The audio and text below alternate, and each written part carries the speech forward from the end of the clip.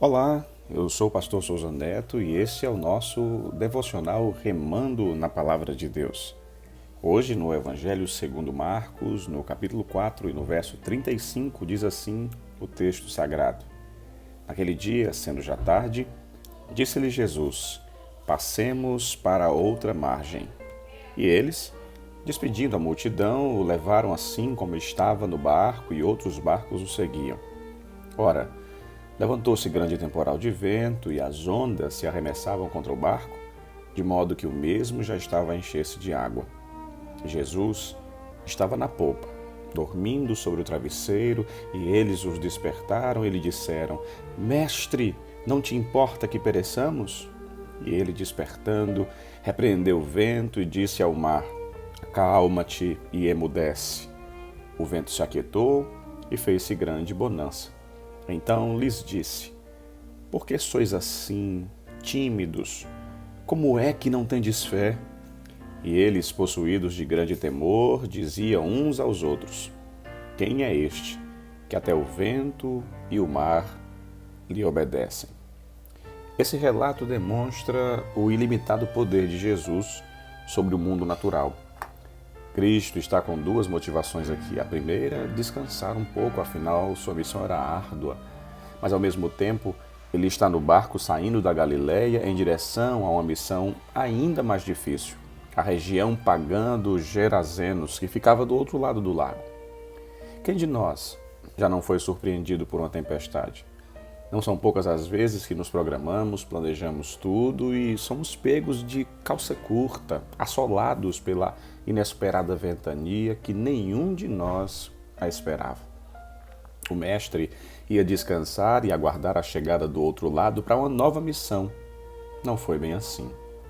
Tempestades não avisam, não são agendadas, não há uma possibilidade de se programar ou mesmo uma definição prévia de como devemos agir. Isso é uma tempestade. Agora vejamos as informações do texto e note a relevância da palavra de Deus nos tempos de aflição e catástrofes naturais. Em primeiro lugar, o poder da palavra de Jesus.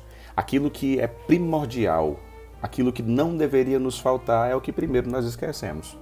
Afinal de contas, Jesus mesmo disse: passemos a outra margem. Percebe alguma incerteza nas palavras de Jesus? Consegue notar alguma dúvida em sua afirmação? Esta é a palavra que nos garante a travessia. Chegaremos do outro lado. Esta é a certeza que deveríamos ter lá no meio da tempestade. Mas você sabe que a gente esquece disso. Contudo, se ele disse que vamos passar, qual será então a conclusão?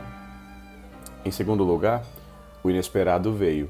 Em razão da região que era cercada por montanhas, o vento se afunila, gerando repentinas tempestades, verdadeiros redemoinhos no meio das águas. O que precisamos saber é que o vento nesse lago era comum, era normal. Os discípulos, acostumados a enfrentar ventos no lago, achavam pela primeira vez que esta tempestade os faria afundar. E não é assim com a gente.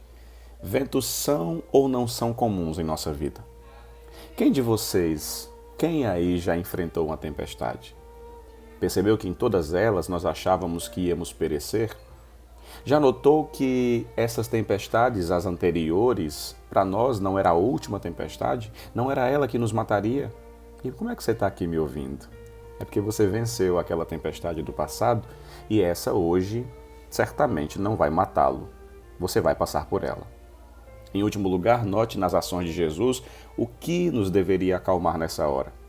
Ele dormia, cansado, exausto, fadigado depois de um dia cheio, e aqui eu saliento a sua total humanidade. Eis a razão de ele nos compreender em nosso cansaço. E é bom que se diga, como Jesus, você pode cansar. Você pode até dormir, fadigado pela correria e pelos desafios. Você só não pode se render à tempestade. Em seguida, ele demonstra sua autoridade sobre a natureza. Fique em silêncio, feche a boca, aquieta-te, vento. Essas foram suas palavras. E as tempestades, que normalmente diminuem devagar e passam lentamente, desta vez cessaram imediatamente sob as palavras de Jesus. uma manifestação violenta como esta, um vento incontrolável como este, uma tempestade inesperada como essa, pode silenciar, desde que a palavra da autoridade do Senhor seja liberada. Eu concluo lembrando a você que havia uma palavra para a travessia, mas há sempre uma palavra para o fim da tempestade. A palavra primeira que nós deveríamos guardar é que vamos passar. E a palavra que precisamos no meio da tempestade é aquela que só Jesus pode nos dar. Nos apeguemos então à primeira palavra. Vamos passar, chegaremos do outro lado, vamos vencer isso. Mas também não esqueçamos de, no meio da travessia, pedir ao Senhor, como pediram os discípulos, que pelo poder de Sua palavra traga de volta a calma e a tranquilidade que nós precisamos. Nós vamos passar. E se você e eu pedirmos juntos, pelo poder da palavra de Jesus, nós não só passaremos, como veremos também esta tempestade se aquietar e estes ventos silenciarem. Que Deus te abençoe.